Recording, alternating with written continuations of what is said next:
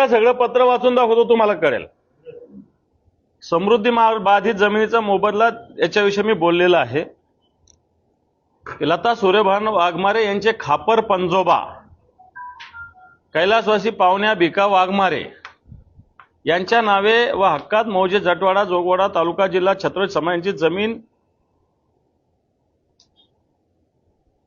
23 acre 3 गुंठे शेत जमीन हैदराबाद संस्थान छत्रपती संभाजीनगर यांनी दिनांक 31 ऑक्टोबर 1957 पासून प्रमाणपत्र देऊन बहाल केली आहे.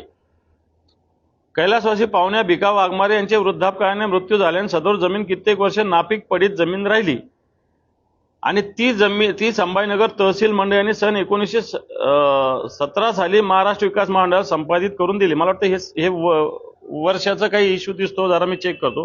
ही जमीन त्यांच्या मूळ मालकाच्या कुळ वारसदारांना हैदराबाद कुळ कायद्याच्या 1950च्या कलम 38 य अन्वये मोबदला रुपये 1150 इतके अनुज्ञेय आहे. या संबंधी मान्य सहाय्यक आयुक्त महसूल यांनी 23 जुलै 2022 यांना सविस्तर चौकशी करून उत्तर देण्यास कळविले होते.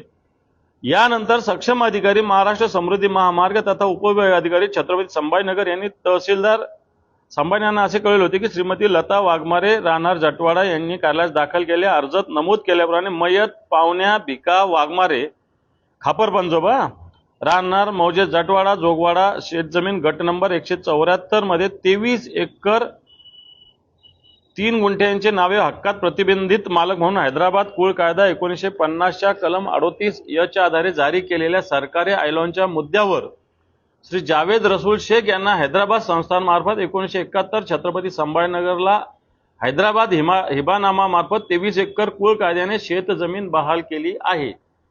त्या जमिनीचे आज रोजी बाजार मूल्य 1150 कोटी सरकारी दप्तरी, त्यावेळेस 150, आता 1150. याबाबत असे नमूद करण्यात येते की जावेद रसूल शेख यांचा जन्म माझ्या माहितीनुसार सन 1985चा आहे. सोबत मी आधार कार्ड जोडेल. हा सर सत्तारूढ पक्षाच्या एका संसद सदस्याचा वाहन चालक आहे. त्याचा जन्म 1985 मध्ये झाला असेल तर सन 1971ला हैदराबाद हिबानामा मार्फत 23 एकर कुळ कायद्याची शेत जमीन बहाल झाली कशी, हा प्रश्न माझ्या मनात आहे. शासनाने कोट्यवधी रुपये गैरमार्गाने खिशात घालण्याचा प्रकार होत असताना जावेद रसूल शेख यांच्या पाठीशी कोण आहे याची सीआयडी मार्फत चौकशी करण्यात यावी व संबंधितांवर तात्काळ कारवाई करण्यात यावी. सदर बाबतीत प्रचंड अनियमितता शासनाच्या आजच्या बाजारभावाने सुमारे 1150 कोटी रुपये हडप करण्याचा हा प्रयत्न आहे.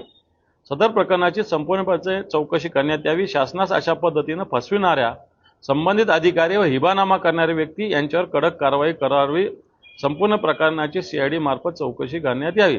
याआधी सुद्धा संभाजीनगरात याच व्यक्तीने कालडा कॉर्नर येथील जमिनीचा हिबानामा अशाच पद्धतीने केल्याचे समोर आलेले आहे. या प्रकरणात पोलिसांनी चौकशी करूनही कोणतीच कारवाई केली नाही, याकडे मी लक्ष वेधू इच्छितो, हा माझं निवेदन. याच्यात मला असं वाटतं सगळं डिटेल लिहिलेलं आहे माझ्याकडे.